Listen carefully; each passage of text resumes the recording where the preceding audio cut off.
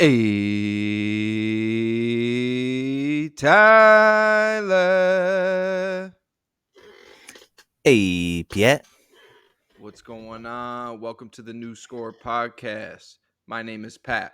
This is my co-host, TYG, Tyler Pratt. Tyler Pratt, how we be doing?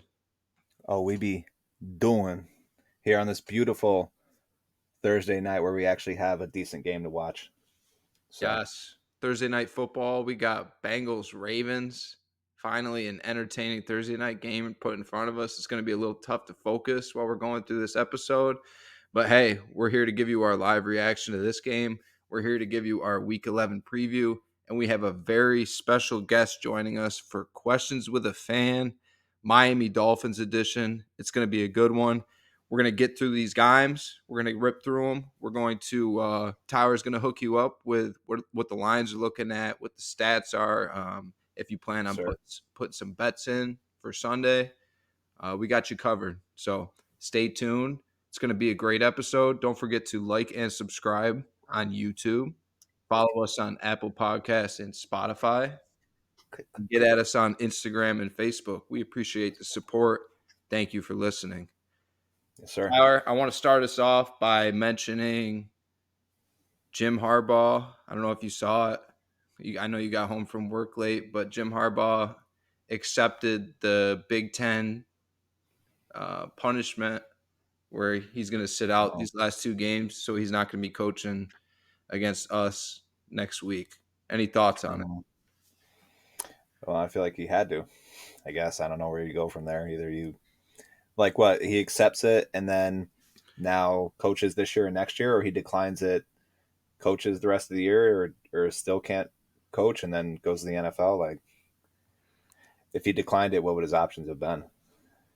Yeah, I mean, this is to get the Big Ten to stop digging. Essentially, that's what it is. He's getting the Big Ten. The Big Ten's no longer going to investigate, but Yeah, that doesn't protect him because the NCAA is still going to go after him eventually. So I still hope yeah. he does go to the NFL. Obviously, I don't want him. I don't want him coaching Michigan, and I'd love to see him back in the NFL coaching the Bears. Shout out Todd.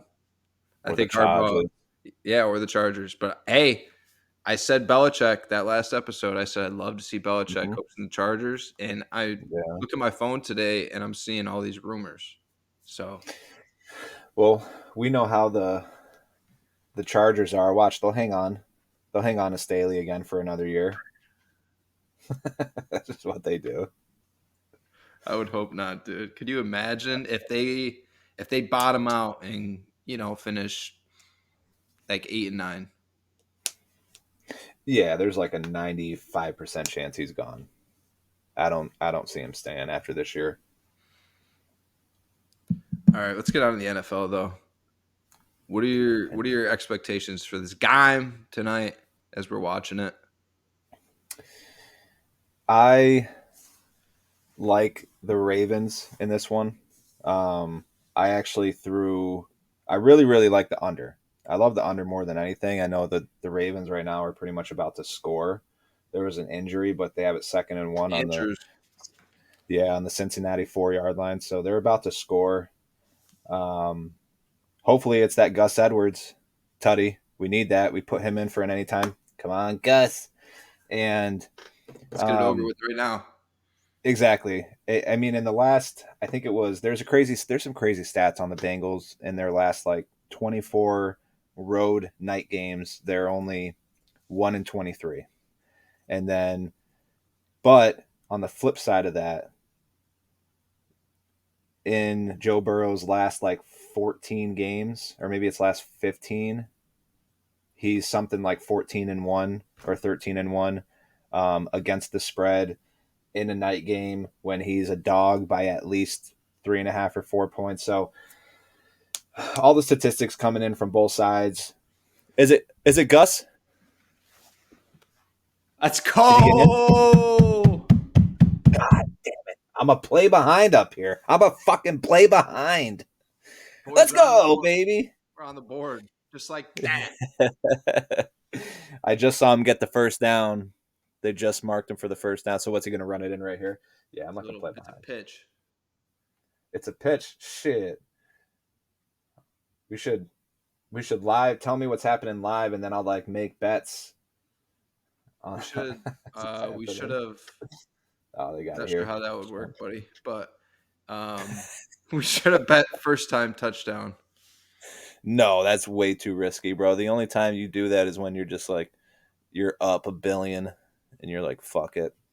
But Yeah. yeah, no, I like the Ravens in this one. I just took them money line because I do think it's gonna come down to probably who has the ball last, or maybe who can make one last stop. So I took Ravens money line and paired it with the under 46.5 for a little same game.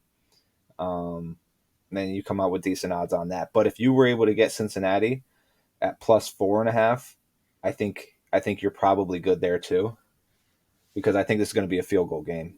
So Yes. it was either take Baltimore minus 2.5 or take a money line and pair it up with the under, which I like the under more. So hopefully these defenses can start making some stops. So I know the game just started, but this is how it usually goes. Baltimore, I feel like, scores on every first possession this year. At least that's how it feels. But yeah, that's this one. What about you? They start hot. I expect it to be a close game. Like you said, the Ravens start out hot. I mean, that play to Zay Flowers, just like that, they were down the field, just like that. Their offense looks sharp, Yeah, but we yeah. I knew mean, that. we've been saying it, dude. Zay Flowers is like the closest thing to Tyreek Hill. I mean, obviously Tyreek Hill's his own animal, but like if you're talking about a prototype to be the closest thing to Tyreek Hill, it's got to be Zay Flowers. Right. But no, I expect. I mean, T. Higgins not playing, I think hurts. But then the Ravens are missing Marlon Humphrey too, so Right. I expect Jamar Chase to have a big game tonight. I really do. I think if they have a chance to win this game, it's Jamar Chase has got to put his mark on it. I He has really to. I do. feel like other than he had the one long touchdown last week, that 65 yarder. Other than that, I feel like he's had a pretty quiet year. Well, he had that one game against Arizona where he had 3 touchdowns. Yes. Okay. So that was like the big game. But other than that, yeah, I feel like he's just been quiet. Well, they just started out so slow in the season where he wasn't True, getting bro. anything going. Yeah. But it should be an exciting one, and Yeah. we'll give you our live reaction as it goes. But let's get to Sunday's games. I want to get to Steelers Browns. Big news coming out today. Both these teams are 6-3. Deshaun Watson out for the season after he played that phenomenal second half. Maybe was his only good half for the whole season, but he played really good, and they pulled it off in Baltimore. And now they're playing the Steelers with DTR, Dorian Thompson Robinson, as their quarterback, and they're still favored by 1. I know how. Kenny Pickett. That's how. Yeah. How Well, do you? All is right. So I went on that little spiel about how the Steelers are always going to be good enough. So Kenny mhm. Pickett's never going to get. He's never going to take the blame for anything because they're always going to be good. That defense is phenomenal, right? And now you're starting to see the run game going. What does that say about Kenny Pickett, though? Like the Yeah. Browns coming off that emotional win last week, right? We're talking betting that coming off that emotional win in Baltimore, lose their quarterback for the season, rookie quarterback who's only played in one game this year in his career. He's only played in one game, rookie quarterback against the Steelers defense. We know how great the Steelers defense is. Yeah. And the Browns are favored by a point. That tells The cra- me, go ahead. I was gonna say that the crazy thing about this is these lines. So they opened up at the over under at 38.5, and now it's down 6 points to 32.5. And then Cleveland opened up as 4 point favorites, and that's down to 1.5. So I know that Deshaun Watson hasn't been great this year by any means. He hasn't even really been that good. He had a fantastic second half last week against the Ravens. He's the reason, or one of the big reasons why they won. Along with their defense making timely stops, of course. That pick six that was a little fluky played a role, but Um, so you're telling me that these books, and I know they don't control it because a lot of what the public does has an effect, but like Deshaun Watson is only worth 2.5 points over DTS. Like I DTR. don't know. I just sorry DTR. Like I DTS. You know what's funny? When I worked at the Sherwood, we used to always say DTS throughout the shift when we wanted to go down the street to the pub after the shift was over. So we'd always yell out, "Yo, DTS!" So my apologies, but yeah, DTR. Like you're telling me it's only 2.5 points.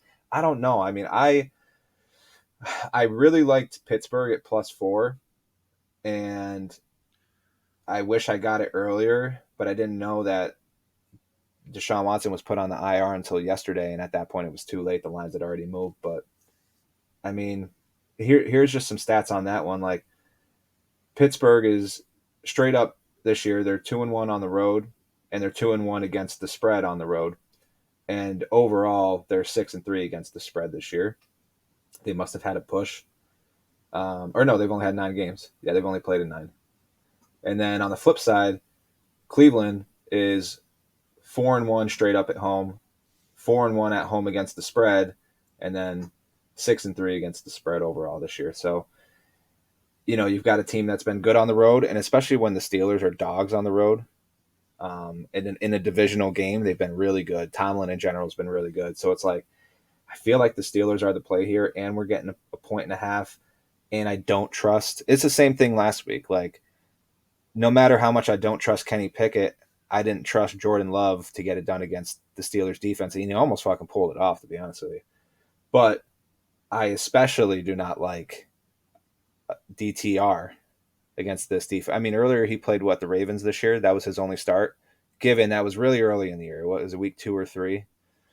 And And they didn't find out until the day of the game Deshaun wasn't playing. He went out in pregame right, warmups, tried throwing. He said, "My shoulder's fucked. I can't play." So hey, go get him, kid. Playing the Ravens today. right. So he got So we thrown and he can't just how felt we can't judge him, forced. dude. I'm gonna Yeah. talk about So DTR though. I watched yeah. DTR a ton in college at UCLA. I watched him a ton because they were always that late game on Saturdays. It'd be like 1 in the morning, and there'd be one game on, and it's UCLA. Seemed like every weekend. So I saw a ton of DTR, and I fell in love with the kid. Really liked him. I wanted the Rams to draft him this year, and we fucking drafted Stetson Bennett over him. Oof. So that happened, but I really like DTR, and now that he has a week of preparation instead of, I don't know, 2 hours before he takes the field, there's a reason why they're playing him over PJ Walker, who they've won games with this year. That's all I'm saying, and that's because Uh-huh. he gives him that higher ceiling, in my opinion. I really think so. I was going to ask if PJ Walker was hurt or if they just decided that DTR is the guy they want to go with. Either way, he's starting. But also, I was going to ask, whatever happened with Stetson Bennett? Did he have that whole fallout because of the alcohol, or is he still on the Rams roster? Yeah, he's an Stetson alcoholic. Bennett, is he still on the Rams roster? Technically, no. Mm, It's like tough. some unable to perform list, or I don't know, like non-football. Drafted him in the fourth round. So bad. Why we drafted him in Yeah, the first place, I don't know.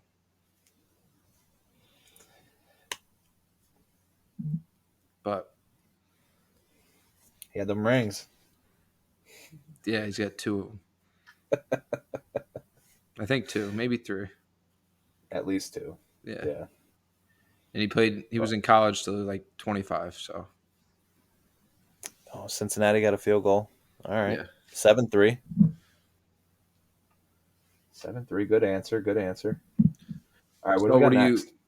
what are you leaning as far as this game? Did you say? Oh, Pittsburgh. Yeah. Okay. I I mean that over under at 32.5 is kind of scary. I don't know. I don't know what to do there. I mean, obviously in this divisional game with two quarterbacks who've struggled and two great defenses, you always want to lean the under. But yeah, I don't know. I think I'm gonna. I like the Steelers though, regardless. Regardless of the points, the totals there. I like the Steelers. plus 1.5. If you want to feel a little frisky and take the money line, go for it. All right, let's move on to the 2-8 Arizona Cardinals visiting the red hot 5-4 Houston Texans. MVP candidate CJ Stroud. Tyler, I know you love this game, and we'll get to that. Mm-hmm. Um, but this is an exciting matchup for me. I mean, the way that the last two Texans games have gone, and now you throw in Kyler Murray to the equation against the Texans defense, they've let some guys beat them up this year. Um, Mm-hmm. so I told you I loved the over, and we both agreed that this is classic overreaction by the public to what the Texans have done these last couple weeks. So the Cardinals aren't getting enough respect here, especially with Kyler Murray being back, James Conner. I'll let you take that over, but I'm excited for this game. And CJ Stroud he has become a must watch every week for me. Like when the Texans play, he's Yeah. going to be on one of my TVs. So this is a game I'm excited for. Yeah. So CJ Stroud has just been godly this year. He's outside of that game against Carolina. He's just been really good. He's been fantastic, especially compared to every other rookie quarterback ever.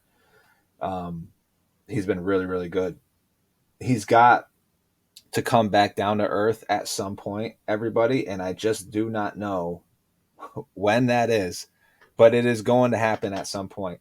I am hoping it's this game.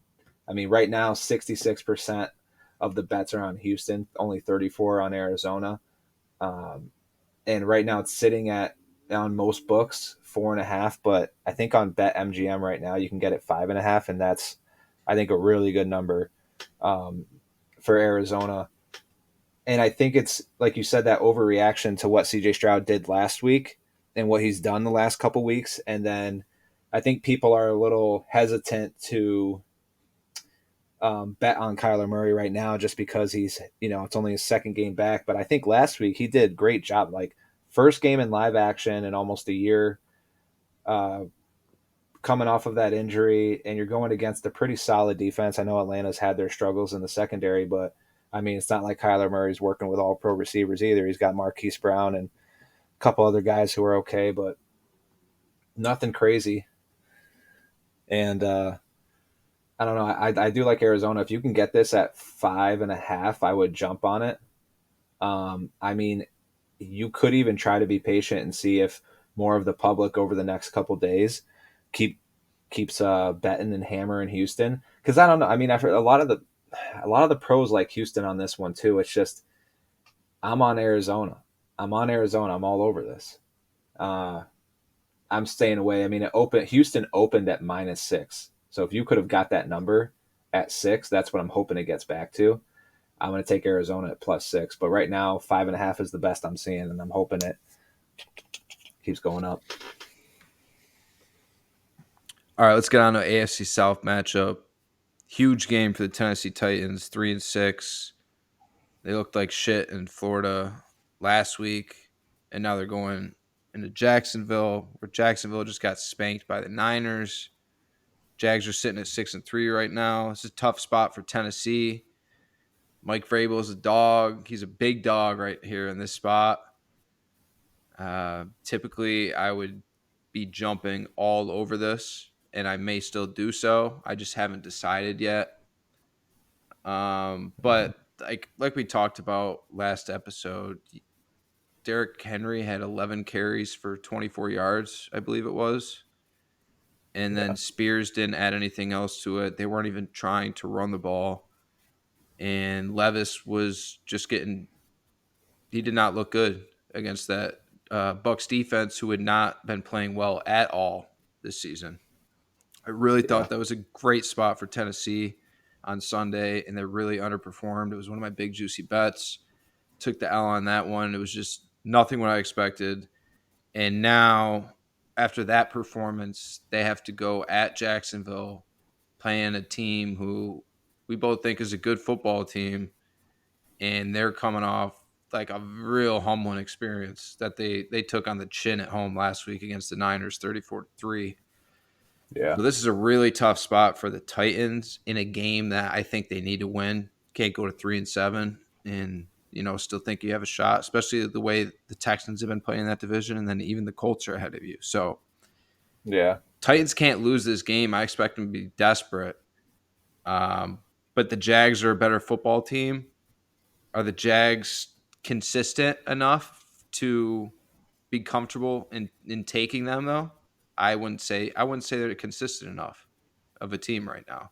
We've seen how they've played really Right. great, and then we've seen, another side of Jacksonville where that offense just kind of stalls out, and their their rush will be really good at times, and then other times you don't see anything from them. Hmm.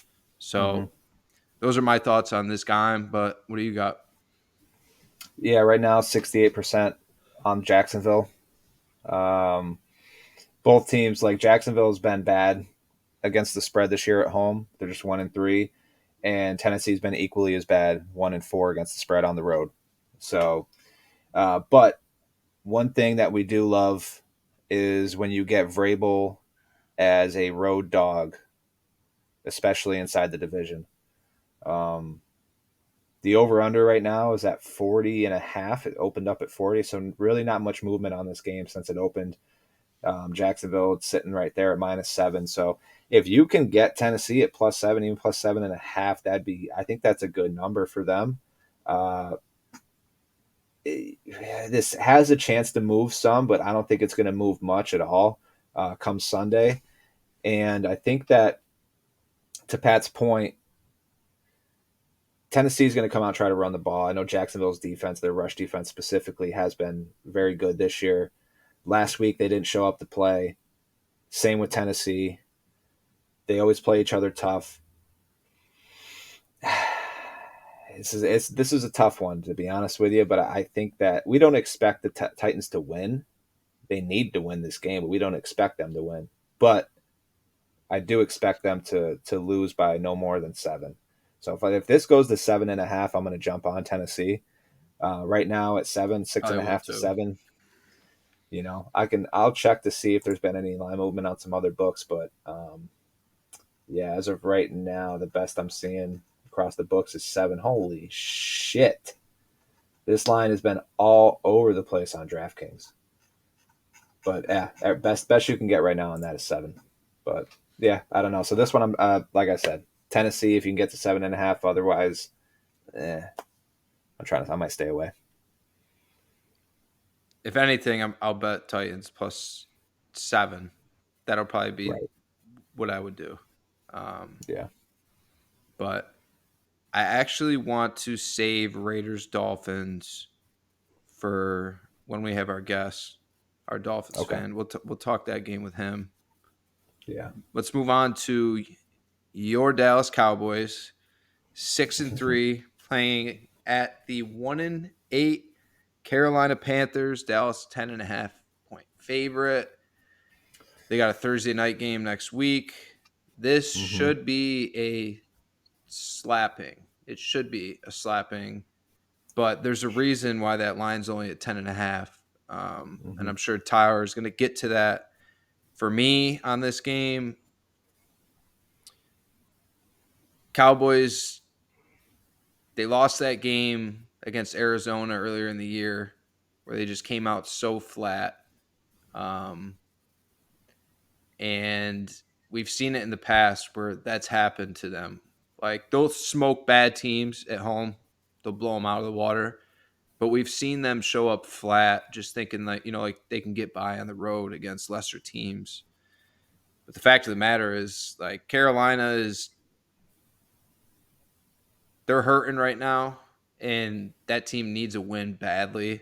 They really do. Bryce Young needs it. Frank Reich needs it. Like, it's not going to be just a walk in the park just because the Cowboys are a much better roster than Carolina. So I totally understand that 10.5. I'm going to stay away because I could see it going either way personally. I could see the Cowboys blowing them out. I wouldn't be surprised. And I wouldn't be surprised if Carolina made it close. I really Yeah. wouldn't. And that's NFL football.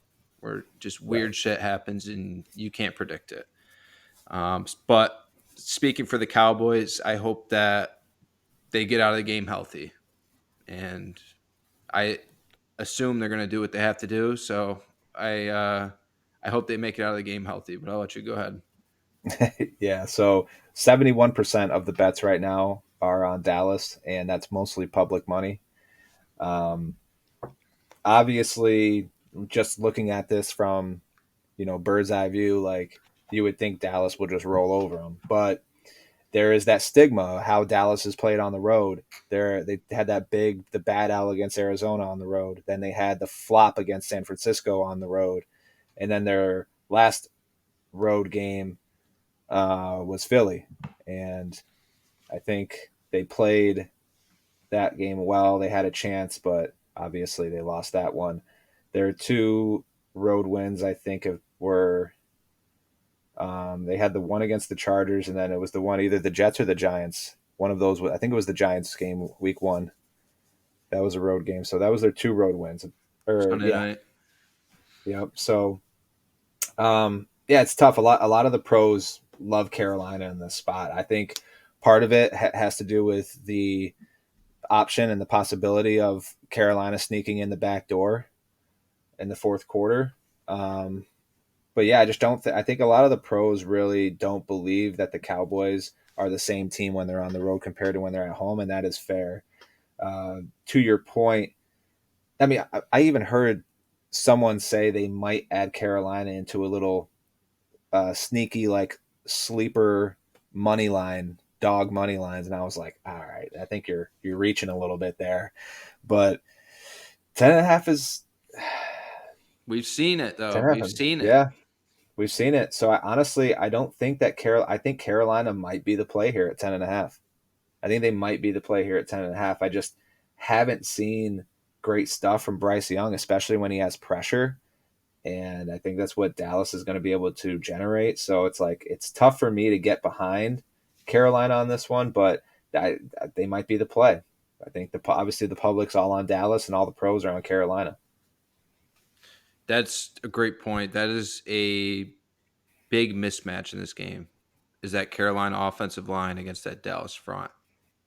That's really important Yeah. because if if you allow that Dallas D line to wreak havoc on you, and they're already arguably the worst O line in the league, right? So if you allow that D line to wreak havoc, they're going to take over the game, and it's going to be over. It's going to be like that Rams game where it's just Yeah. over before anybody sits down. You know what I mean?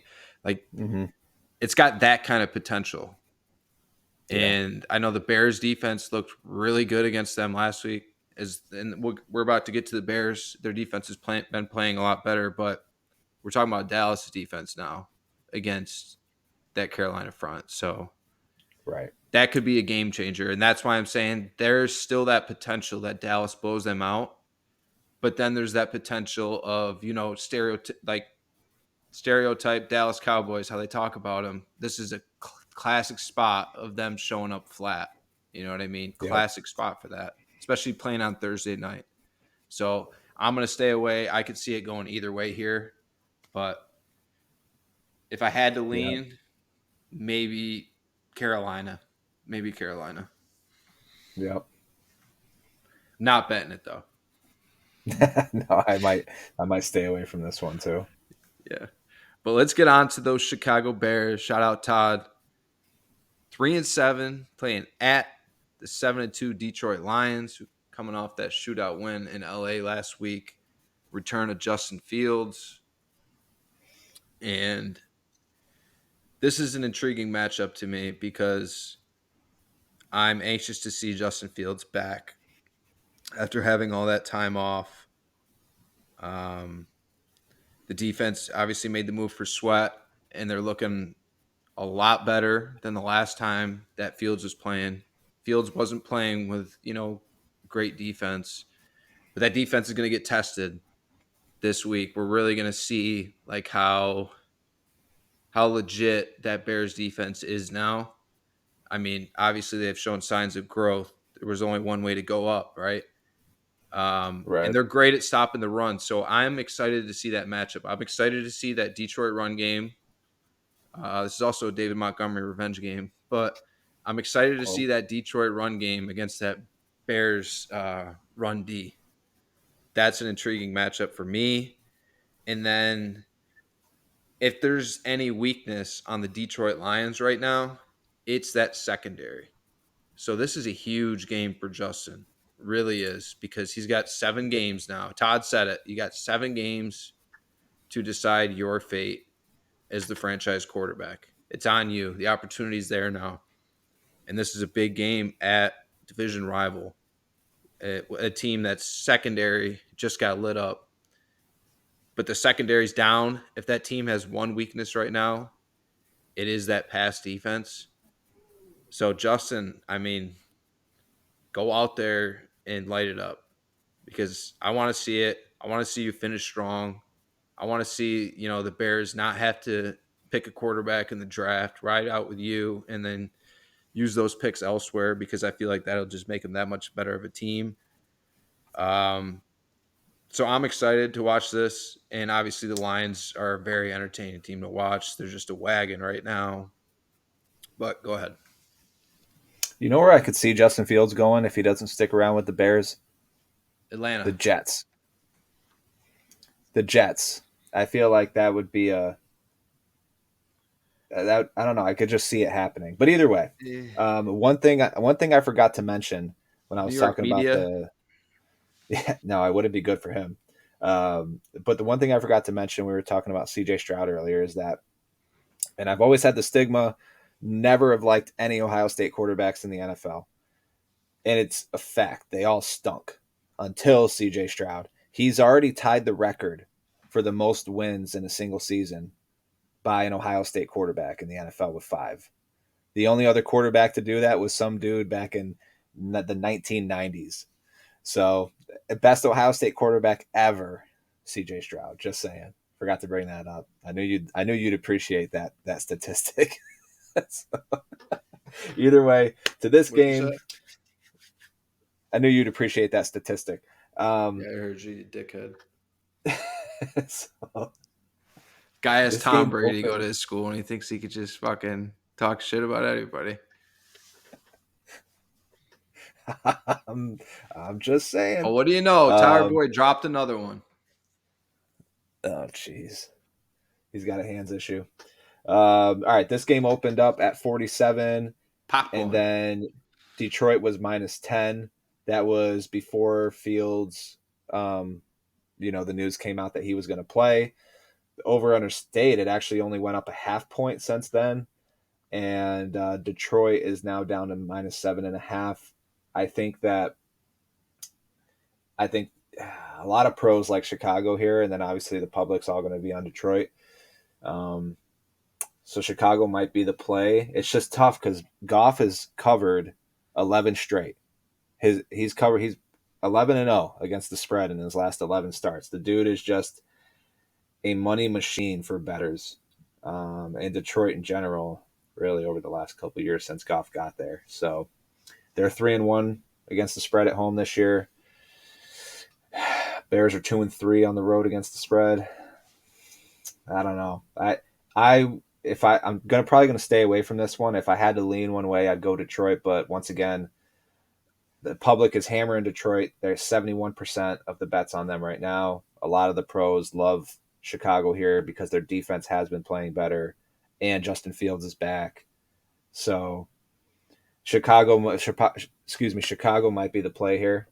Um, maybe Chicago. see if this line even goes up. I know some people early in the week, and that's why, guys, sometimes it is important to see these lines early in the week, like Sunday night. Even you can some on books bet a week in advance on some books, like DraftKings. I know you can, and in that case, like reach out and ask us, like, hey, I'm seeing this line. Do you think this line is going to go up or down? And normally, especially when there's injury situations and possibilities, we'll tell you, like, yeah, that line could go up a lot. And if, in this case, it opened up at 10 and the possibility of Justin Fields coming back this week was good. It just wasn't announced yet. It wasn't official. So if you got that Chicago at plus 10, plus 10 and a half, you're feeling really good right now about that bet. So in those cases, you can always reach out to us and we'll give you our best advice. But yeah, like I said, Chicago's probably the play here, plus 7.5, and you might even be able to wait and catch this at a better line Sunday morning. Joe Burrow got sacked for second time tonight, 2nd and 17. Oof. Just missed Chase. Yeah. Who's that? But all right, let's get on to the 4-5 LA Chargers who just lost to those Lions, playing at Green Bay against the 3-6 Packers. I'm sick of seeing Brandon Staley blow it for that roster. I really am. I'm sick of Yeah. seeing Derwin James cost his team with a selfish penalty. Just stupid penalties. I'm tired of seeing that team underperform. I've seen it my whole life. Saw it with Phillip Rivers for years and years and years with a great roster. Now I'm seeing it with Justin Herbert. They're just going to do the same thing. It's just Herbert's just going to be like Rivers, and they're Yeah. going to underperform. That's all. That's what it feels like. I feel so bad for Chargers fans because I couldn't even imagine like having to deal with that after. It's just all hype train. That's what the Chargers are. They'll show signs of, hey, we're a top 5 team in the league, right? They'll show signs of it, and they should be with that roster that we talk about.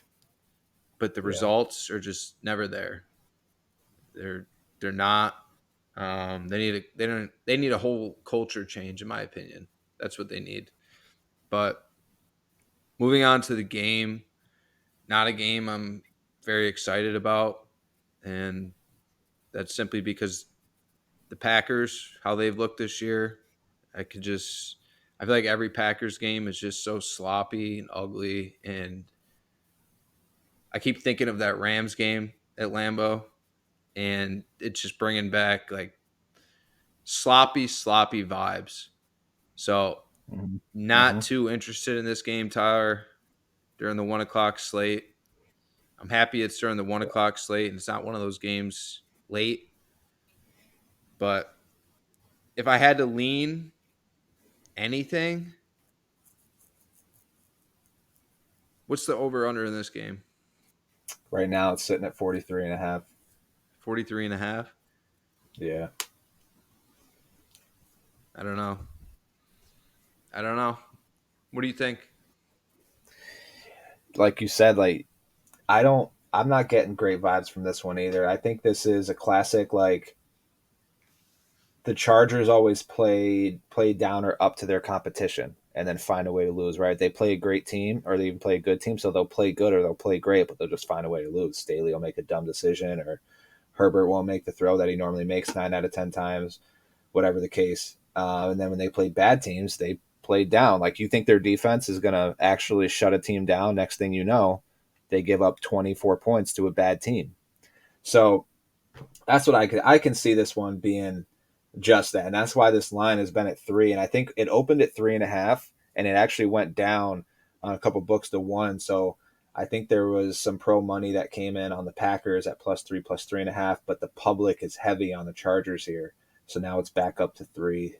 Um, I, I'm staying away from this one unless I hear something between now and Sunday morning that makes me really, really like one of the other teams, one or the other, excuse me. So I don't know. So yeah, 72% of the bets are on the Chargers right now. So Green Bay being, I mean, this sounds like the play is Green Bay here, right? Home dog at getting 3 points.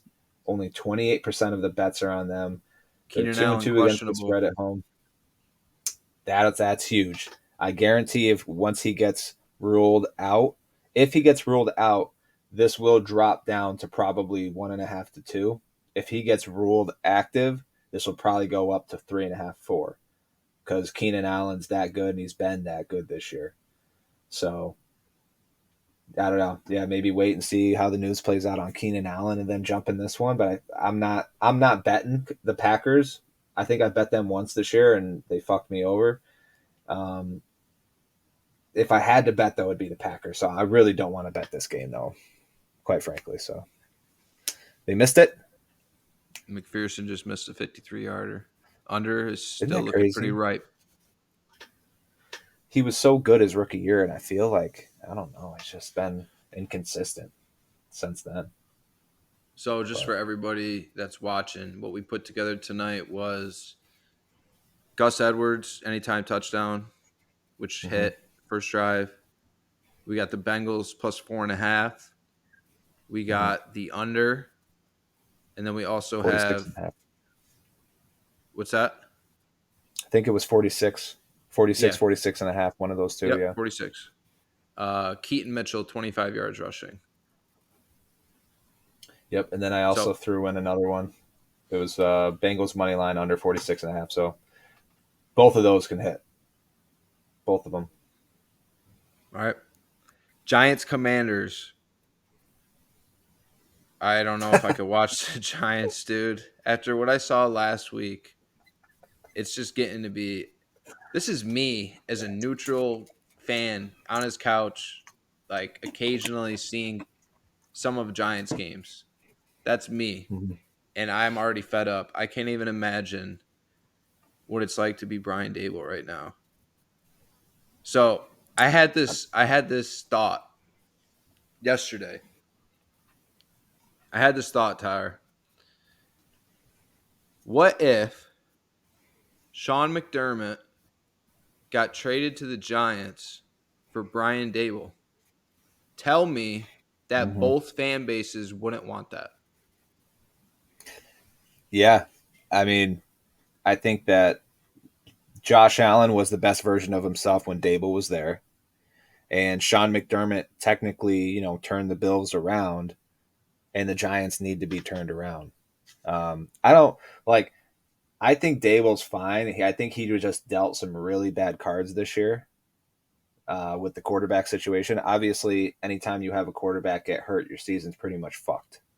You know what I mean? Unless you get lucky and you can get somebody in a trade like the Vikings, and now your season still seems to be alive. So, but I think that trade is very interesting, and I do think that if that happened, more fans for both fan bases would be happy than not, Exactly. if that That's what makes I'm sense. saying. I don't know why. I Yeah. just randomly thought of it and I was like, holy shit. Like, this would, Bills fans would be like, all right, now our offense is fixed. And then Giants fans would Hmm. be like, all right, we have a guy who has done it. He's set a culture. He's turned, a franchise around to make them a playoff team and everything change. I feel like that's a win-win for both sides. That would be really Hmm. interesting. And I can imagine Dable's getting fed up. And I can imagine McDermott's probably like, get the fuck off my back. So Yeah.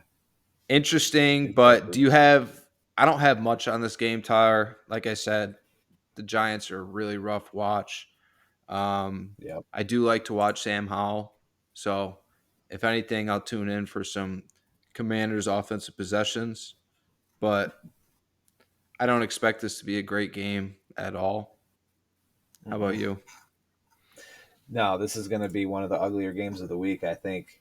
Um, 64% on Washington right now, the bets. I mean, this one opened up at 37 and a half, Washington minus 10. It's moved down a point to 36 and a half, and then half a point to Washington being minus 9.5. Like, I think there are some books where you can get them at 8.5. So keep an eye out for that. I would jump on it, to be honest with you.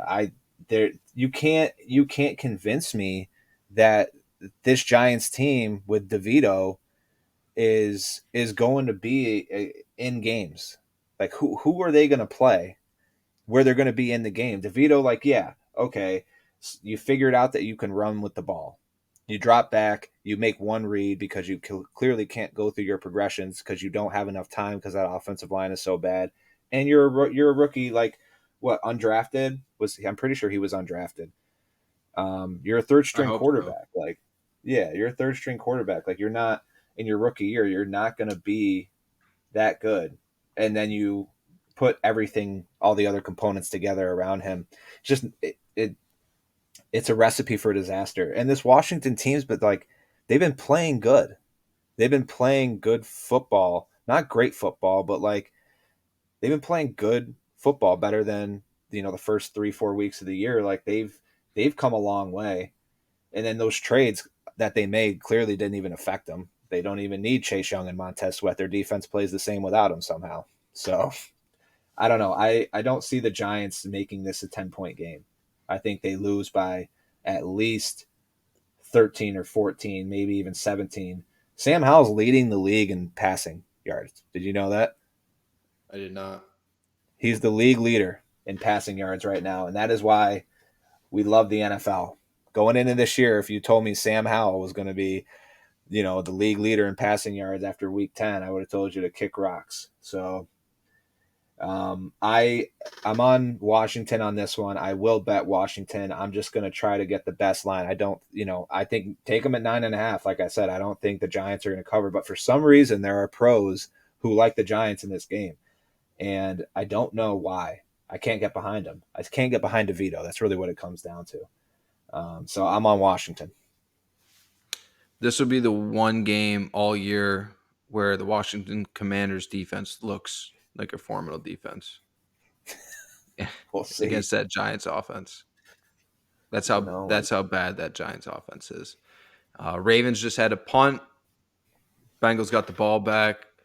Tell you what, Joe Mixon looks good early in this game. I didn't think they were going to be able to run the ball tonight. Tyra, they are the worst rushing football team in the league, Cincinnati Bengals.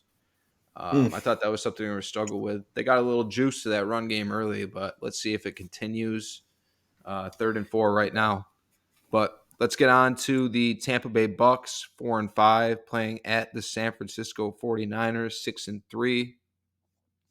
Niners look like they're all the way back coming off that bye last week, that beat down in Jacksonville. They're healthy now. They just look like that. Hey, they're in that scariest team argument for sure. They're right mm, up there with the talent on that team and how they've looked at their best. It's going to be a tough team to beat. This is a game where I I don't think the Bucks O line can hold up against that Niners pass rush that looked so great in Chase Young's debut last week against the Jags. I yeah, just think they got too much going on that D line right now for the Bucks O line, who the Bucks are a team that has failed to establish the run game all year. They just don't have a run game. So you're telling me that now you have to go play the 49ers on the road. We're back. They're healthy right now.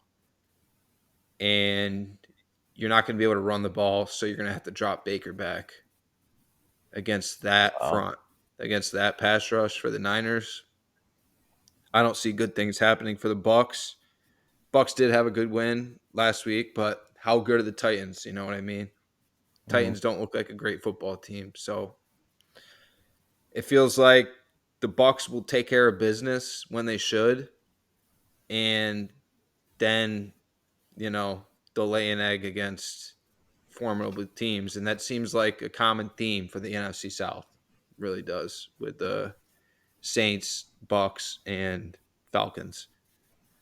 But yeah, I expect the Niners to roll in this game. I expect the Niners to go on a run to finish the season to try and get a spot for that 1 seed. I know the Eagles are going to have to trip up, but the Eagles got some games coming up that they could mm, very well do that. And we're going to get to that Eagles Chiefs Monday night game of the week. But the Niners got to go on a streak right now. I think they know that, and they're built for that run. right. I think Niners are 3-1 at home against the spread this year. But but the Bucks are 4-0 on the road against the spread. So this is a tough one. The Bucks find ways to cover. I mean, so this year they're 6-3 overall against the spread. For like I said, 4-0 on the road, they find ways to cover, but like it's hard to get behind them on this one against San Fran. It's just tough. Like Christian McCaffrey, the streak was snapped last week. He didn't get to break the record for consecutive games with a touchdown. I fully expect him to hop right back on the train and get the streak going again this week. Um, yeah, 11 and a half. Like I could easily see this game being like a 27-10, 27-13, or like a 31-17 game. Either way, I think if I was, it's so tough. If I was gonna lean one way, it'd be San Fran. I might stay away from this one just because the Bucks have been so good covering on the road, and they just find ways to cover the spread. Um, the line, I mean, 65% of the bets are on San Francisco. Um, this line hasn't moved a ton, but I think if you can end up getting Tampa, in some places they're 12. I think if you can get Tampa up at 13, then take it. But I think this line right now, the way it is 11 and a half, you're safer going San Francisco. All right, moving on to an elimination game in that AFC East. The New York Jets, 4-5 at the 5-5 Buffalo Bills. It's now or never for the Jets. Can't lose this game. And then if you're the Bills, you really can't lose this game after just losing at home Monday night against Denver. And if you didn't catch our last episode, we had a lot to say about that. So, first game without Ken Dorsey. We'll see. We'll see if anything changes. Zach Wilson did not look good at all once again last week. I don't know, Tyler. It is surprising to me that this is a late window game, though. This game's at 4:25. You normally never see that for a Buffalo home game. I thought that was Right. interesting. Yeah. I'm seeing 7 points. Yep. 40. I'm not sure I understand that much. I mean, we just saw Denver, who was a 7 point dog, go in there and win. And now you're telling me Yeah. the Jets have done a good job of hanging around. I mean, besides that Dallas game, they've hung around. Hmm. So I would be leaning Jets +7 right here. If I was betting this game, I very well might. But the Bills have to win this game. You Yeah, can't they do. lose to Zach Wilson twice. You cannot lose to Zach Wilson twice. No. Um, but what do you got? Yeah, this is one of those games where it's tough because the Bills have been playing so bad, and so have the Jets. They've both just been playing bad football. Except for when we say the Jets, we only mean their offense. We mean Zach Wilson, and then Robert Salah and Hackett really got to get it figured out on the offense. You can't keep dropping Wilson back 40 times a game and expect to win. Um, for right now, 54% of the bets are on the Jets. So, but this is a Josh Allen game. This game right here is a Josh Allen game where more, you know, he's receiving a lot of heat.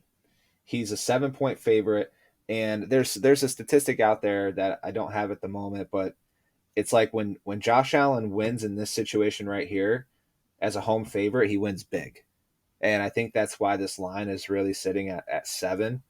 I think most of it is because there's a lot of people out there who can't really get behind Zach Wilson, but they don't now that the Bills just fired the offensive coordinator and the Bills offense has been playing the way it is. They can't really get behind the Bills either. This is honestly a really, really tough line.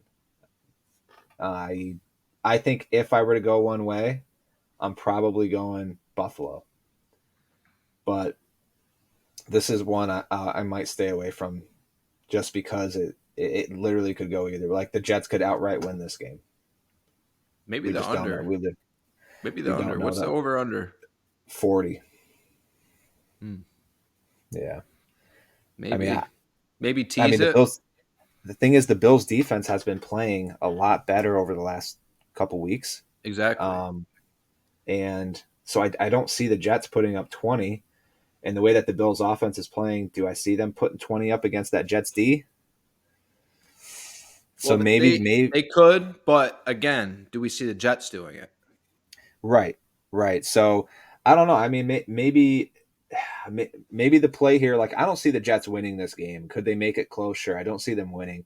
So the play here for me, what I like to do when I'm really struggling on picking the spread for either side, I typically tend to, in situations like this, like I did tonight for the Ravens Bengals, I'm going to take the favorite for the money line, and then probably tease that total points and take the under. So I might go Buffalo money line, and then tease the over under to 46 and a half, and then take the under. I don't know, maybe even go like Buffalo minus 2.5. Maybe not a money line bet, but something like that, because this is a tough one for me. This is a tough one. I want to see I want to see the Bills continue to get that run game going, incorporate the run game, because your offense is going to look better. We'll see what it looks like with Joe Brady. I am really curious to see what that's going to look like. Hopefully, there's some more creativity there, You getting like him? Diggs involved. I do like Joe Brady. I do. I'd like to see some of these screens set up for Diggs, though. Like, get him in open space. Let him Yeah. catch the ball right away, and then get him in open space. Set up some blockers for him. Design something for him. And then same thing with James Cook. You talked about. I've been talking about all season. Get James Cook the ball. You said it last Yeah. episode. You could see when he's in the game. You could see that explosiveness. You could see that he's a weapon. And then you have Murray, who can, pound the defense. He looked great last week. People want Mm-hmm. to talk about how old Latavius Murray is, but I still see him running dudes over out there. So He's a like big guy. you got him, and then you got the explosiveness, versatility of James Cook. So let those two guys eat, and because you don't want to challenge this Jets front, because that's how the game's going to get ugly. That's how Mm-hmm. the game will get ugly for Buffalo, is if they just sit back and shotgun and allow the Jets front to impact the game. Give your O lineman that opportunity to just pound them in the run game, and it's Right. going to make everything so much easier for the quarterback. Because Really what's will. the golden rule is when you're, what's the best way to attack great pass rushers or a great pass rush unit? You run the ball right at them, right? So Punch that's them in the like, mouth. exactly, exactly. Uh, but let's move on to the 6-3 Seattle Seahawks playing at my LA Rams, coming off a bye, 3-6. I just want to give everybody a stat right now. So since Sean McVay took over the Rams, he is 8-5 against Pete Carroll. In the last 6 games against Seattle, Sean McVay and the Rams are 4-2. Those two losses, the first loss we lost in overtime. Excuse me, the first loss we lost by 4 points. It was 27-23. Mm. John Wolford was our quarterback. The second loss, last year in overtime, they beat us when we had Baker Mayfield. So the last 6 times we played Seattle, I repeat, we are 4-2 against the Seahawks. The only 2 losses was with John Wolford as our quarterback. They beat us by 4. And then Baker Mayfield is our quarterback. We lost by 3 in overtime. This is a coaching mismatch that does not get talked about enough around the NFL. Sean McVay coaches circles around Pete Carroll, does it every time. He beat him in the playoffs with John Wolford as his quarterback. He said, no, Jared Goff, take a seat. We're going to go beat Seattle on the road in this wild card round with John Wolford as our quarterback. And we did. I'm telling you right now, this is a matchup that the Rams exploit every time. We always play Seattle so well. Are we a great football team? No. Is Seattle going to have a better record than us at the end of the year? Yes. But I'm telling you right now, this is a coaching mismatch, and we've seen it time and time again. Not to mention, Rams are coming off a bye. Stafford's healthy. Last time we played him in week one, lit up that defense, and they couldn't do anything on our defense, who hasn't looked great against the rest of the league. But Zay Flowers just broke one, but there's a flag. He's in the end zone. Hopefully it doesn't hold Uh up. oh. Oh, Lamar looks mad. I think it's coming back. Damn. Under still Do I intact. smell a? Do I smell a BJB? Big juicy bet.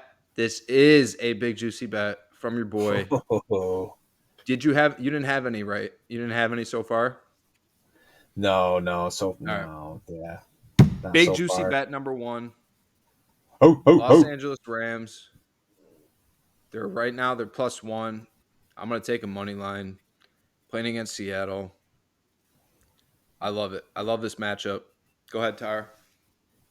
Yeah, you know what though? If I did, I mean, I'm gonna put together, the big juicy bets here for everyone, um, by by Sunday. So probably if not tomorrow, definitely on Saturday.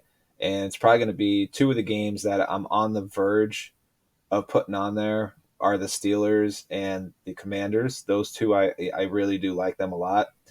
And I like this Rams team a lot. I like them this week. And you know what's crazy to me? I talked earlier about how the lines move depending on player health and all that. Damn it, Rusty. And this game opened up the line. The Rams were dogs at +2.5, um, which is odd. I'm looking at this because this most of the time they list the favorites, but they're listing the Rams here, even though they're dogs at. So they opened at +2.5, and then when Stafford was announced that he was playing, it only went down to +1. So I'm like, you're telling me Stafford's only worth 1.5 to your book? I mean, over who? Carson Wentz? Like, I think I think that's more than 1.5, dude. So, but honestly, this is really a pick'em game. There's not much of a dog here or a favorite. This is a pick'em game. If you like the Rams as much as we do, just take the money line because that's exactly what we're gonna do. We're taking that money line, or at least that's what I think the play is if, like I said, +1, take the money line. Take the money line. LA Rams. Big juicy bet. Take them. I love it. I fucking love it. All right, Minnesota Vikings 6-4 at the Denver Broncos, who are 4-5, coming off that Monday night win. Now they're playing at home on Sunday night. What a juicy Sunday night matchup that we didn't think, a few weeks back that would have been so juiced. Dude. We got the Minnesota Vikings who are on fire right now. Throw Yeah. Josh Dobbs in, and it doesn't matter. They're still 2-0 with him. Denver Broncos, also a hot football team. This is a really fun Sunday night matchup. I don't even remember the last time we had a good Sunday night and a good Monday night and a good Thursday night all in one week. Yeah. Like, think about that. Think about the primetime games this week. Right. It's amazing. Um, it really is. But Mm-hmm. as far as this game goes, Denver's getting 2.5. I'm seeing, or excuse me, Denver's giving up 2.5. Yeah. Okay. No. No. No. Yes. Exactly. Yeah. Sorry. Denver is giving up 2.5. Yeah. Josh Dobbs has looked really good. I mean, This is a Russell tough one. Wilson's looked a lot better. Denver's defense has looked a lot better. Minnesota's defense has looked a lot better. This is really tough for me. It really is. But an exciting Sunday night matchup nonetheless. Return of Justin Jefferson. So it's going to be awesome to see him back out there. Anxious to Yeah. see what that Dobbs Jefferson connection will look like because we know Cousins was trying, to feed him all game. I'd like to see that continue with Dobbs in there. I'm sure it will. I'm sure O'Connell's, drawing up everything for Jefferson this week in practice. And then, not to mention, you got Hawkinson, who he's already got that connection with right away. You know, he walks in Question and he's questionable right now. ribs, but could play. That's big time. That's big time. But he gets that extra time going into Sunday night. So Hmm. I think I think they really need T.J. Hawkinson. But then again, you're also getting Justin Jefferson back, so you got him and you got Addison. This is a fun Yeah. game. It really is. Hmm. I want to see Ty Chandler make an impact in the run game for Minnesota. We talked about him last episode. Getting that burst of acceleration looks good in there. As far as Denver goes, get better in the red zone. Get better in the red zone, and we got a really, really fun game here. Go ahead.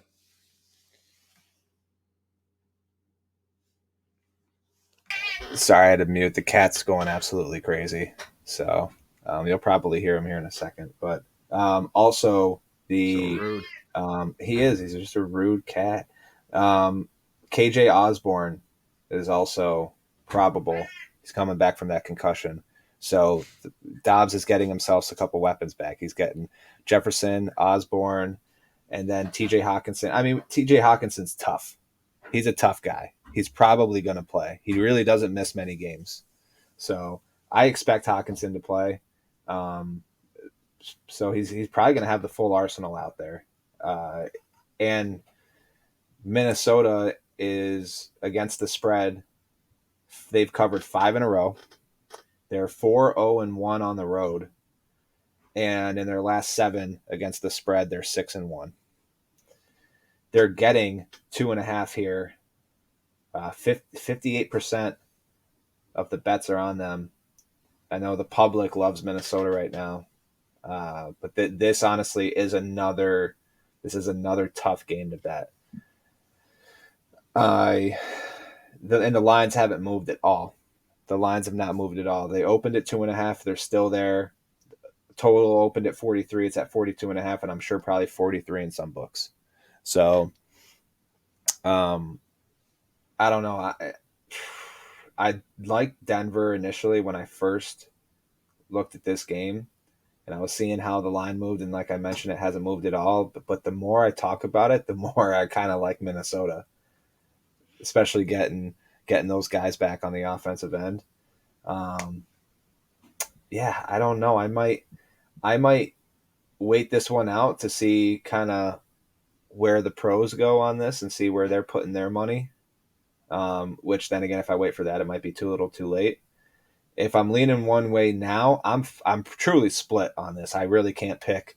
But maybe, like I said, I'm starting to like Minnesota more and more as I talk about it. So yeah, this is a tough one. I'll probably bet this one at 8 o'clock Sunday night. So All right. Let's get on to our Monday night matchup, our Super Bowl 57 rematch. Philadelphia Eagles at the Kansas City Chiefs. What an elite Monday night matchup. We got a Super Bowl rematch. Oh my God, Tyler. This is a game I've been waiting ooh, for all season. We ooh, know the Eagles they've lost that one game to the Jets, and besides that, they've looked phenomenal. But their secondary has been down. So I want to see, what Mahomes does against that secondary. I really do. yeah, Can the Chiefs protect him against that front? Remains to be seen. Their O line has looked good though for the majority of the season. So this is just a battle of two heavyweights. I mean, they just played the Super Bowl against each other. It doesn't get any better than this than watching these two teams play against each other. And it's a real yeah, measuring stick game, I think, for the Eagles, who we don't think have played their best football, but they're obviously a great team and they've done what they had to do to win games, right? But this is a real measuring stick game against the Chiefs, who they had that bye week. Both these teams had that bye week. Chiefs had yeah. that bye week. You got Andy Reid coming off a bye. That's something Huge. that's something to be noted. I really expect Kansas City's offense to look a lot sharper in this game, Yeah. especially against the Eagles secondary that's been struggling. But like I said, it's all about, can you protect Mahomes? If Mahomes is comfortable, I expect the Chiefs to win. But I hope this game's a shootout. I hope it's just as exciting as that Super Bowl was. Yeah, I don't know if we're going to get as many points as we did in that Super Bowl, but I do, just because that Chiefs defense is so much better this year than it's ever been with under Mahomes and Andy Reid. But I really like Kansas City at -2.5. I mean, we know this. You just pointed out. You talked about Andy Reid. There's a bunch of statistics out there when Andy Reid is coming off of a bye week, when he's had 12 plus days of rest. Um, it's just he's over 60 or 70% against the spread. Pat Mahomes, when he's favored by less than 3 points, is almost just a guarantee to cover. And there's another statistic I heard today, when it's like, I think it's November, December, the dude just does not lose. And including January. You can even throw January in there. Mahomes just does not lose in the second half of the season. He's got an incredible record. And I think that they win, especially being at home. If they were playing in Philly, I'd probably, I think it you could probably go with Philly, but it's 2.5. You can really go either way here. 53% are on the Chiefs. I know the pros like the Chiefs here, but there's that, Philly aspect of wanting that revenge. Hurts had the confetti dropping as his background on his phone for the entire year. So, nobody wants to win this game more than Jalen Hurts. But with that being said, I'm putting my money on the Chiefs. I love them in this spot, in a big game too. I feel like that's when the Chiefs play their best ball. So, breaking news as we're watching this, Nelson Aguilar just had a 37-yard touchdown, put the Ravens up 14-10, and Joe Burrow is not in the game. Jake Browning's in the game right now. Oh no. Looks like Burrow's hand, which I think has been something that has been an issue. We don't have the sound on, so we don't know what the confirmation is right now of anything, but it looked like his hand. Hope that he's okay, because I mean, our parlay's toast if the Bengals don't keep this game close. So get Oh, better, Joe. Brown hit a throw though. Yeah, no, I think they're going to tape something up for Burrow. I think he'll be back out in the second half.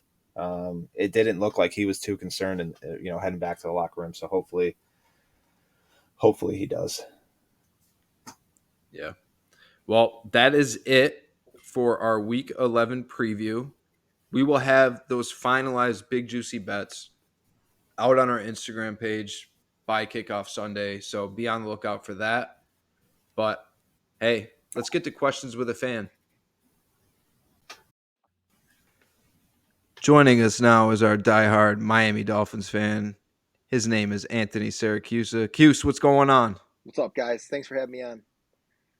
Hey man, thanks for joining us. No I know problem. you're passionate about the Miami Dolphins. Ever since I've known you, I know you're diehard and team means everything to you. I know you've been to a shit ton of Dolphins games in your life, Oh yeah. and so giving a little background to everybody, Anthony was my pitching coach in college on the baseball team. Shout out TC3. TC3 Shout out Panthers. to any of our boys who are listening right now. But before we get started, Anthony, I just want to give you a little background of, I actually have a little bit of a history with the Dolphins, and that is, I was raised a Miami Dolphins fan. I had aunts and uncles who put me in Dolphins gear when I was a little kid. So there was a point in my childhood where I came to a crossroads where it was my dad who was emphasizing the Rams on me, and then other people emphasizing the Dolphins. So I got to like a certain age. I think it was like the end of Jason Taylor, Zach Thomas. It was like that point. I made the decision. I was like, all right, I'm just going to be a Rams fan. But for a minute there, I really had a thing for the Dolphins. Had a Dan Marino jersey when I was a kid. First NFL game I ever went to was Dolphins Bills, where Bills fans made fun of me when I was like 8 years old because I had a Marino jersey on. But that's a little history with me and the Dolphins. I got a bunch of baby pictures and that shit. But let's talk about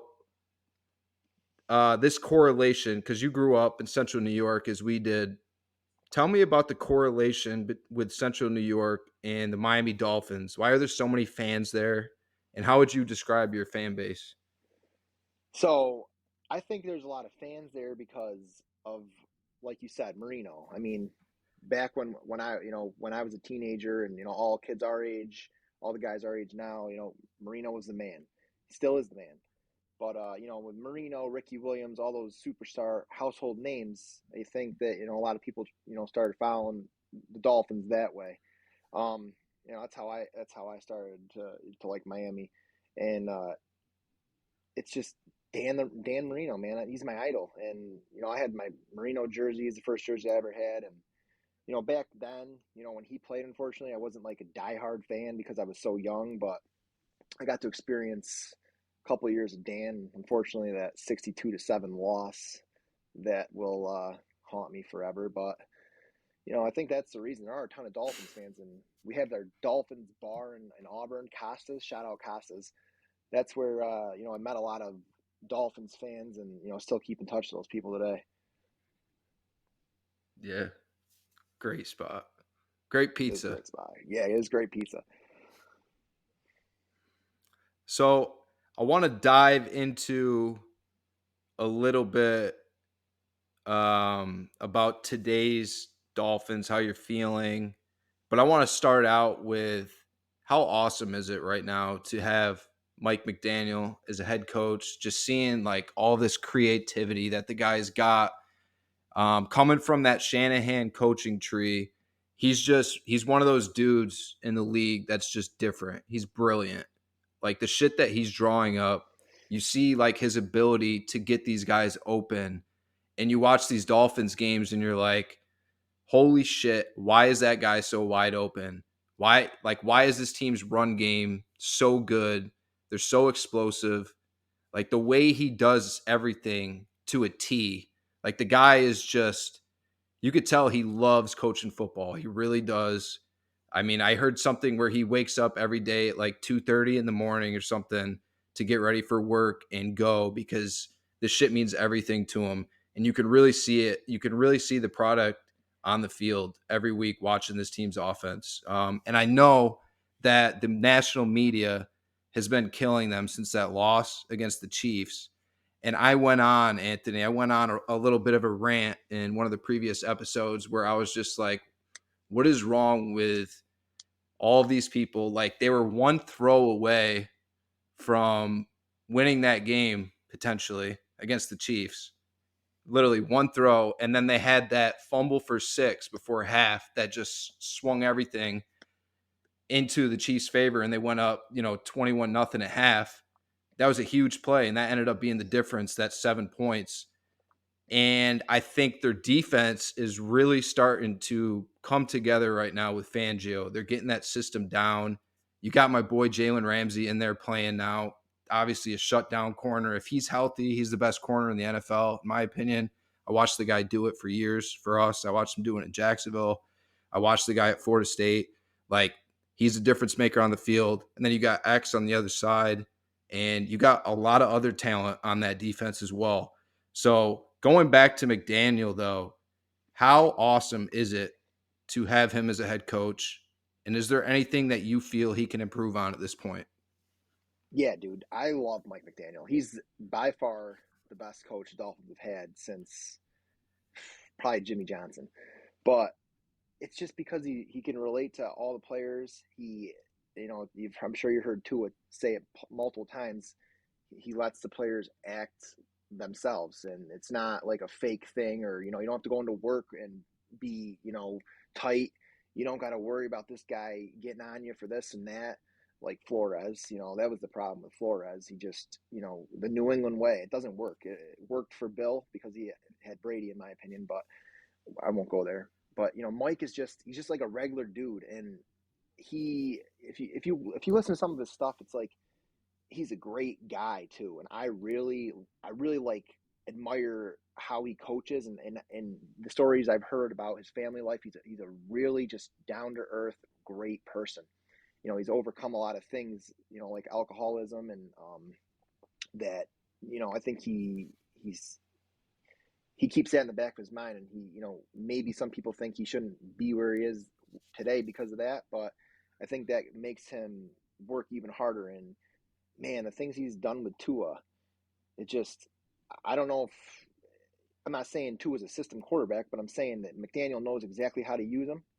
And obviously the speed on offense helps everything, opens up everything. Hill helps Waddle. Hill helps Achan. Hill helps Mostert. Hill is the offense that Hill's where he runs his offense around. And he knows how to drop the plays, man. The run game, Miami hasn't had a run game since what? Ricky Williams. And to see this, like this year, I was shocked because last year they weren't very good. Well, I like Mostert. I think he's a solid back, but Achan, he he's a beast, man, and I am so excited to watch him Sunday. He's back from injury, and he is going to make the offense even more explosive. Yes. Um, the one thing that I think that McDaniel can do better is run the ball. Like he's got to run the ball more, and I think if he keeps running the ball, that last possession against the Chiefs, we tie it up. Mostert ripped off 2 runs for like 21 yards, 18 yards, and then we threw 4 times, and we know how it ended. But like you just got to stick to the run. Last year in Buffalo in the playoffs, we were running the ball well, and he just gets pass happy sometimes. And I don't know if that's because my theory. I could be wrong. I could be crazy for this, but I think he really, really wants Tua to succeed, and he loves Tua, and he wants to not inflate him, maybe not inflate his stats, but like he wants to prove doubters wrong. And I think he just gets too pass happy. We just keep running the ball with Mostert and Achane, man. No one's stopping that. It'll open up things for the passing game. I think that's really the only thing, man, that he's got to work on. His clock management is so much better this year than it was last year. He had a lot of trouble with that, getting the plays in on time. I mean, we haven't had many penalties, delay game penalties like we did last year. It felt like we were getting 2 or 3 a game. So that definitely was a concern going into this season, but that's cleaned up. But I think if he just sticks to the run game throughout the whole game, he does a great job, I feel like, through 3 quarters. And if it's a close game, like I feel like against Philly and Kansas City, we keep running the ball, it's a closer score and potentially a win. Yeah, because when they get that run game going, it's scary. It's like nobody else in the league with that speed. Like Tyler said it in the past when we were going over the Dolphins. I forgot who they were playing, but there's so many teams in the league that run these stretch plays and these pitch plays, and you just see them like going negative or getting stopped at the line. Like it never works for other teams. But the Dolphins, they have everything set up perfectly. You got receivers blocking, and then the speed, getting out on the edge. Those guys are so fast that they can afford to run those outside runs, those pitch plays, and they're just gone. So that's awesome to see in the Dolphins run game. But Tyler, anything? No, I mean, you guys kind of hit everything on the head. I was just going to say that my dad's a big Dolphins fan too, and his favorite guy back in the day was Dan the Man Marino. So he's got a ton of Dan Marino collectible shit that he'll either pass on to me or he'll sell at some point. I don't think he's going to sell it though, so that'll probably be in my possession at some point. So I'm excited for that. Yeah, speaking of Marino, you talked about Marino, but who were some of your other favorite Dolphins growing up? Dude, I loved Chris Chambers. He was always my favorite player growing up, man. Oh, He was a beast, just making crazy catches. I just always loved Chris Chambers. I got a Chris Chambers jersey for Christmas one year, and I mean, he was on the Dolphins for a long time too, and he was always showing up, man. He's always scoring touchdowns, and the was. Dolphins back then we sucked. So like, he was like our only playmaker that we actually, who was really like an elite receiver back in the day. I mean, obviously he had, Yeah. Clayton and Duper and all those guys, but I wasn't around for that. But Chris Chambers, he was one of my favorites. Zach Thomas, obviously, Jason Taylor, that bunch. That's when I really started to follow the Dolphins. It was a good teams they had for a few years, and then once Marino retired, you know how that went. Jay Fiedler comes in, and it's been about 25 years, so it's been rough. But hey, I haven't missed a game, and Yeah. I've been a diehard fan since like high school, so like 2006. I think I've missed 2 games since 2006, and one was Damn. because I was on a cruise, and the other was Love that. because I had a wedding tasting for my wedding, and man, I had so much anxiety for that, and I lived down in Miami for a couple of years. I had season tickets for the year that we made the playoffs in 2016, so that was fun. That's dope. I really like Jay Ajayi too. He was just because we never had a run game. It's Oh like yeah, he good. was a It's baller good to back have then. a guy come in and just run the ball. I mean, that's the key, man. You got to have a good run game, especially in you want to play playoff football in January. You got to have a run game, and this is like the first time I felt like we have a run game, we have a passing game, we have a great coach, a great quarterback, a great defense now that Ramsey's back, and we probably can get into that later with Ramsey coming back. It helps everything out on the defense, especially guys like Axe and Cater Kohu. So Yeah. I want to talk a little more about the past, but you talked about Chris Chambers. Yeah, I completely forgot about Chris Chambers. That guy was a Same. baller for so long. It felt like he Right. was on the Dolphins for so long. It felt like, and then other plays on that defense that I really liked growing up when I had my Dolphins phase was Sam Madison and Surtain. yeah, Loved those two guys. And then like the Chad Pennington days, I remember Channing Crowder was a big player on that defense. And then you had back to that run game with Ricky Williams and Ronnie. Ronnie Brown and the Wildcat. Yeah, that was exciting. But let's talk about, some of those down years. I want to know, at what point were you most frustrated as a fan? Um, and then maybe it wasn't a specific coach during that time, but which coach brought you the most stress as a fan as well? There's a lot of frustrating years from starting in 2000. Well, we made the playoffs 2 times past 20 something years. But man, there's 3 instances that were frustrating, and the first one I remember is 2015. I think it was. We were playing. We had to win one out of the last 2 games to make the playoffs. We had to beat the Bills and the Jets, and Tannehill was quarter. We lost both games. We had Philbin as the coach. Man, that was that was frustrating last 2 games. I thought for sure we'd go in and win. They were both home games, I believe, too, and didn't get the job done there. And then we go to 2021, 2020, 2021 season. You gotta win a game against Buffalo or Tennessee. Again, 2 losses, end the season, out of the playoffs. And this time, like thinking we're never gonna make the playoffs. I just want one Super Bowl before I die. But honestly, dude, the most frustrating I've ever been, Same. was last season. And it's because when you're good, you're more Really? frustrated. When you're bad for so many years, you're just like used to the stuff happening, and it just gets. It's like, yeah, this is going to happen, and you don't get as mad because it just happens so much. But last year, when Tua gets, the whole concussion media bullshit that I don't know, I believe the media blew it up. I think he could have came back for the playoffs, but obviously, if he did, it would have been a PR nightmare. I think we make a For run in the sure. playoffs. I don't think we win the Super Bowl, but I think we win a game in the playoffs. I think we go to Buffalo and win that game. We almost beat him with Skylar Skylar Thompson. Thompson I almost mean, did. we get Tua back for that game. I don't know. I'm not saying we would have won, but just how the whole concussion thing went down. I get it. Concussions are super important, and the NFL does a good job of taking care of that issue. But other quarterbacks you see getting crushed, and they're out for a game. I went to the game in New York last year when Teddy Bridgewater started. He got sacked on the first play of the game, and they took him out. So I'm stuck there watching Skylar Thompson get beat by Zach Wilson. That was frustrating as hell. But I think just last year, man, we had a good team, and going through all that and hearing it, the narrative, Tua this, Tua's injury prone, Tua's not the answer. That was very frustrating because I'm a huge Tua guy and I believe They in thought Tua he was since gonna. day one. They thought he had to retire. Dude, that's just a bunch of bullshit. Retire, like they just didn't want to see him succeed. The media, which I don't understand. The guy's awesome. He's a great person. He's a great quarterback, and I mean, he's a fun guy to watch. And I just think they blew it up, and I think that really ruined the Dolphins' chances for any run in the playoffs last year. I want to go back to that one frustrating year that you mentioned a few years back.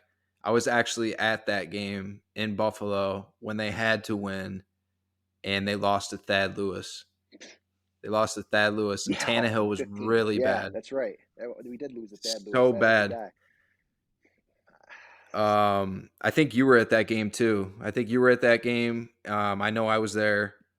But I remember I used to get in these Twitter arguments with Anthony because he's so passionate, and we're both the same person. Like when our teams are on, I got banned from Twitter, by the way. I'm not on there anymore. But when our teams are on, like anytime something happens, we're like, we have to talk about it. We have to rant about it. And he's the same way as me. And that's part of the Yeah. reason why we created this podcast, is because there's so much that I have to say about this shit. Like, I love it. And I remember telling you so many times that you were in over your head with Tannehill, and that was like a winning moment for me. I remember going to that game. I was wearing a Bills jersey. I was like, fuck yeah. This dude has to go to the playoffs. Right? This dude has to win this game to go to the playoffs, beat Thad Lewis, and he couldn't even do that, and he looked really bad. And then obviously he goes to Tennessee. I don't think Tannehill was ever that guy. He made that one run with the Titans, yes, but they had a good team. Are you ready to admit that you were wrong about Ryan Tannehill? I think Tannehill was a solid quarterback. All right, like he's a game manager guy. He just wasn't terrible. I mean, after They seeing paid him. They paid him like a they solid did, quarterback. I they tell you did. that. That was probably a mistake. But like after watching an actual solid quarterback now that we have, yes, I was wrong. I had never experienced Yes. a good like. I never experienced what a good quarterback looks like. Like I'm dealing with all these guys like That's fair. Jay Cutler in his 14th year. Right, like, come on. You got to Yep. cut me some slack there. I don't know. I never knew what a good quarterback was. I was always just hoping that we'd get that elite guy. So yeah, I was wrong. And Yep. and we just had a Bills fan on. I respect that. And I'm gonna get to my apology in a second, but we just had a Bills fan on, and I feel like it's that same kind of thing where they had so many down years and no quarterback, that now when they get like something special at quarterback that you see, like they will not, if they lose a game, it's anybody else's fault. Like it's the hot dog vendor's fault in the stands before it's Josh Allen's fault. I just feel like it's that clouded like judgment because they've never had it, they've never seen it. They appreciate it so much, and I can respect that from afar. But you're a little out of touch with reality, I think, when you just refuse to ever put any blame on your quarterback when he turns the ball over like he has. But we already talked enough about them. I just want to admit that I was wrong. First couple years, I didn't think Tua was it. And then you see, an offensive mind come in, and he's always been accurate, right? He's always been accurate. That's never been his knock. So now that he can show off that accuracy, that's a really great trait to have as a quarterback, obviously. And when you have somebody scheming it up like McDaniel can, I'm not necessarily calling him a system quarterback, because the guy's still got to go out there and he's still got to make the throws. He's still got to lead the team. Like you said, he's a great guy. He's a great leader. He's great at the podium. He's a great face of the franchise guy. The only knock that I can even think of is, it is concerning with the amount of injuries that he's had. But I'm rooting for him now in this point. I admit that I was wrong on him, And I'm rooting for his success because, like, when they're on, I've talked about it, when that offense is on, they're really rolling. And I know Jared Goff looked like dog shit his first year in the league with Jeff Fisher, with a guy that's just so out of touch with what offensive football was. And then you see Sean McVay come in, and boom, we're in the Super Bowl 2 years Yep. later. You know what I mean? The guy's a Yep. Pro Bowl quarterback, all pro, looks like a completely different guy. So I think that's a good comparison to what you got going on Miami. You just have a lot more speed than we did. If you get that Super Bowl, we'll see what happens with that. But I want to move on to, was there ever a point in time you did say that you believed in Tua from day one? Was there ever just a glimmer of doubt though? Like even going back to like, because it was the tank for Tua, but was there ever a point in time where you were like, damn, I kind of wish we had Justin Herbert instead? You no, I Herbert doesn't never had that it factor, and I always told my buddy gave me crap for this for years, and we still argue about it. He still thinks Herbert's better. Whether he's better or not, I think they're both good quarterbacks. They both got different qualities, but no, I don't think so. There, I always wanted Tua over Herbert, and I still, even when Flores was there, I still saw what Tua had, and I seen that Herbert couldn't never win the big game. I'd rather have wins over stats. I'd rather have, they say Tua doesn't have doesn't throw the deep ball. Well, he's first or second in deep ball yards, air yards, or whatever they want to say this year. But the only time I could think of is like when the media just gets in your head so much, like this ain't the guy, and then you start to think, well, maybe they're right. Or when you see the Deshaun Watson trade rumors going for 3-4 months, it's like obviously I'm not a GM. Maybe they see something that I don't. I mean, I try to watch every freaking game I can, and I try to study every play and go over stuff after the game. And he just always had the tangibles to be an elite quarterback. And obviously with Flores, never got the opportunity. Flores really, really hurt Tua by benching him. I believe it was a Raiders game when we're down a touchdown, or it might have been a Broncos game. We're down a touchdown, and you bench him in the fourth quarter. Of course, that's going to kill his morale, and that's when the media really started. Just like, okay, Tua's not the guy. What, after a year of playing in an offense that wasn't even tailored to him? So yeah, maybe I don't know. I don't. I've always been a Tua over Herbert guy. I don't think there was really a time where I was like, damn, I wish we had Herbert now. I always believed in Tua. He's my boy since day one. I can respect that. All right. I personally love Javon Holland, but who are some other younger players on your team that you've loved so far earlier in their careers? And is there anyone on the team underperforming in your opinion right now? Yeah, Cater Kohu. He's undrafted free agent. We signed him last year. Dude played out of his mind last year as a rookie. With all the injuries we had, he stepped up. He stepped right in, and I mean, I think he was a top 15 cornerback last year, and no one really knows his name. Um, this year he struggled a little bit. He struggled the first half of the season because of the injuries of Ramsey. So he's playing out of position. He's playing, he's a slot cornerback, and he's a shutdown slot cornerback. When Ramsey and X are healthy, you see last game that he's a very, very good young cornerback when played in position. But if he's guarding like Diggs or AJ Brown those games, he has no chance. He's a great young slot cornerback. You'll hear his name a lot now that Ramsey's back, and if Ramsey and X can stay healthy, man, this defense, three cornerbacks are solid. As long as I don't got to see Eli Apple get in there anymore. Jordan Phillips, obviously, he's a beast. He's coming along good this year. He had a good year last year. Chubb helps him out a ton. Having a guy like Chubb around probably really increases his game. And then obviously Achan, the guy, he's played 3 games. He's like 15th in rushing already, just playing 3 games. And I think he's the next big thing. And with all the speed, like with Hill and Waddle they're going to be able to run the ball. I really hope McDaniel uses him like 70-30 to Mostert. Pound Mostert in the red zone.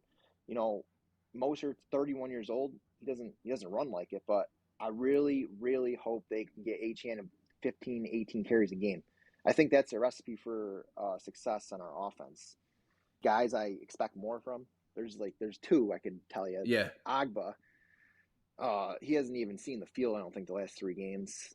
We gave him a lot of money last year. He hasn't done nothing. He was solid pickup for us a couple years ago, but I think since Chubb and Phillips, and we got Andrew Van Ginkel, who's a solid young guy, linebacker, plays a little outside. Yeah. He stepped up a lot. So Agba really hasn't played much in the field, but we're giving a heck of a lot of money. And then the biggest one for me is Jason Sanders. He's a kicker, but dude, I have no confidence in him at all. He can't. He was an All-Pro 2 years ago. I mean, he was automatic from anywhere 55 plus. Man, he was banging him down. Last year he had a terrible year, and this year he's great extra point kicker. But anything over 49 yards, man, it's just I have zero confidence. And if we ever got to win a game, which we're going to, and he's going to cost us a game, yeah, I was banging the table for the Dolphins to bring in some competition for him this year, but obviously with the contract, it probably wasn't in the cards for them. But he has been the biggest disappointment, and just a lot of errors on kickoffs. He's probably the biggest disappointment. And I know it's a kicker, but the kicker, I'm telling you, a kicker is a player who can win you a playoff game or lose you a playoff game.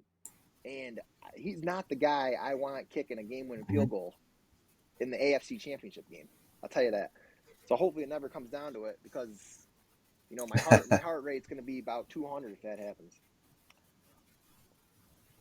Yeah. Speaking of, a potential AFC Championship game, I want to know your honest opinion. Does it concern you playing in a cold weather environment in the playoffs? Do you want that one? Does that 1 seed mean a lot to you? Yeah, I want the 2 seed at least, honestly, dude. I want the 2 seed. I want 2 home games. I think we can go into KC or Baltimore and win, but I'm not. I mean, I wouldn't be very confident about it. We get home games. If we can somehow get the 1 seed. I know the Chiefs' schedule is kind of difficult. We got 3 more tough games left on ours. If we can finish somehow 13-4, I think that gets us the 1 seed. But we got Dallas, we got Baltimore on the road, we got Buffalo again. I don't know. I think the goal for Miami is the 2 seed. I mean, I think that really, really gets us, gives us a chance to get to the Super Bowl. I mean, I wouldn't want to go on the road to Baltimore or Kansas City and be not confident, just because I've never seen them step up in a game yet. We haven't won a big game, and that's the narrative right now. We haven't won a big game. We haven't beat a winning team. Blah blah blah. But I think that's a bunch of bullcrap too. We're blowing out teams that we should blow out. Other teams are having tough time beating, easy cupcake teams. But I don't want to go on the road twice. I don't want to have to go to Baltimore and then KC. I think the best chances for the Dolphins to make it to the Super Bowl is to get to at least the 2 seed. Yeah. Yeah. I don't understand how, as a national media, you can paint the picture of a team being fraud when they put up 70 points on a Sean Payton team. I just don't understand that. I don't understand how these talk shows can fill up all this space throughout, the first part of the season, talking about the Dolphins and being the AFC favorites, and Mike McDaniel's getting all this, hype, and everybody's talking about the Dolphins, and then they lose to the Chiefs, who just won the Super Bowl. You lost to the Chiefs, and then you came back in that game, and now they're frauds. Tell me how that works. I don't understand it. I said it then. It doesn't make any sense. But Tyler, I want to know, do you have any thoughts on those old Dolphin situations? Because you said, obviously, your dad is a big time Dolphins fan. We know that. Do you remember what it was like for him during those days? And what's his mood been like now with this new era in Miami? Oh yeah, I mean, my dad was a big Dolphins fan, but he wasn't I would say like diehard. He was always super busy with work because he ran a furniture store. You ever heard of Badcock Furniture down there? No. Nah. He used to Badcock. run. He used to run the furniture store down in Miami. So he was always commuting from West Palm when I lived down there. He was commuting from West Palm to Miami.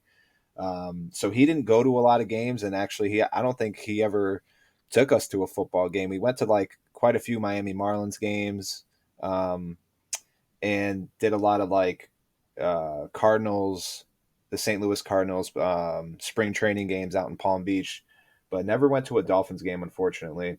But those old teams, yeah, I didn't. I mean, they weren't that great for a while, so I don't have much recollection of watching them when I was growing You up, other remember than Zach seeing. Thomas and Jason Taylor Yeah, Zach Thomas, all those and guys. Yeah, Zach Thomas went. He was a Cowboy at the end of his career. So, um, but yeah, I wanted to actually touch on when Anthony, you mentioned Jay Ajayi. I actually was in Buffalo. Remember when he had that stretch of like three straight 200-yard games on the ground? Yep. Sure He do. Yeah, I was in Buffalo for one of those at the game, and then I think it was the same game Dan Carpenter Yeah. kicked the game-winning field goal. It was Christmas Eve. It Yeah. was Christmas Eve, and I remember that because I was at Costa's, and I Yes. had a lie that I was in church, but I was there watching the game. Yeah, I remember they won. Miami won that That's game. awesome. But yeah, it was They did. yeah. Yeah. You know, it's funny. I've been at Buffalo for quite a few games where the Bills fans have just had their hearts ripped. That was my first two games that I went with Pat for my first ever Bills game when they were playing the Rams, and Sam Bradford led the Rams down the field on like a little comeback, and they ended up winning that game. And then my second one was the one we just talked about with the Dan Carpenter field goal and Jay Ajayi running all over them. And then I did actually have a couple questions for you I want to rattle off. Um, have the Dolphins played Kelvin Joseph at all since they traded Igbenogany for him? Yeah, and special teams, and we just cut him like 3 days ago. Oh, man. Talk about a letdown, dude. The Cowboys spent a second-round pick on him, I think, 3 years ago, and Yeah, the dude's already out of the. he wasn't doing nothing. Yeah, I mean, Noah, that was the bust pick for Greer in that draft. He didn't ever do anything. He had one good yeah, interception last year against the Steelers to win it on Sunday night, but that's about all he did. But it is what it right. is. It's just, that was a bust for a bust. Yeah. I want to finish this off. Once again, Anthony, thank you again for joining us. I want to finish off with talking about this week's game against the Raiders. Tyler, I want to let you go first. What are you seeing? What are you seeing for the lines and everything? So this opened up at 48.5 and Miami minus 13. It hasn't moved a whole lot. The total points has actually come down to 46.5 on most books. Miami's at minus 12.5. I think the public is still kind of like riding this little Raiders win streak since they fired what's his name, McDaniels, and now Pierce is the intern, but like they beat two really bad teams. So I think Miami will win this game. And when Tua is favored by, I think it's like over 10 points, he covers almost every time. So with them being minus 12.5, this is actually a big juicy bet for me, is the Dolphins Ooh. here. And if you can even get this a little lower than 12.5, jump on it right away. Because I like it at 12.5. I think Miami wins by 20. So I'm all over this game. Like that. I may be as well. So, Anthony, you got the Raiders Sunday, and then you got at the Jets, you got at the Commanders, home against the Titans, home against the Jets. I mean, you got 5 games where you can really separate yourself right now. But that's all we got. Anthony, it was a pleasure to talk to you. It was a pleasure to have you. Thank you so much for coming on and talking Miami Dolphins with us. Have a Thank you, great brother. night, man. Appreciate you. That was our Questions with a Fan segment, Miami Dolphins edition. We want to thank y'all for listening once again. Everybody have a great weekend. Be sure to catch those big juicy bets on our Instagram. Don't forget to like and subscribe on YouTube. Juicy. Follow us on Apple Podcasts. Follow us on Spotify. We will see you next week with our Week 11 recap. Goodbye. Peace.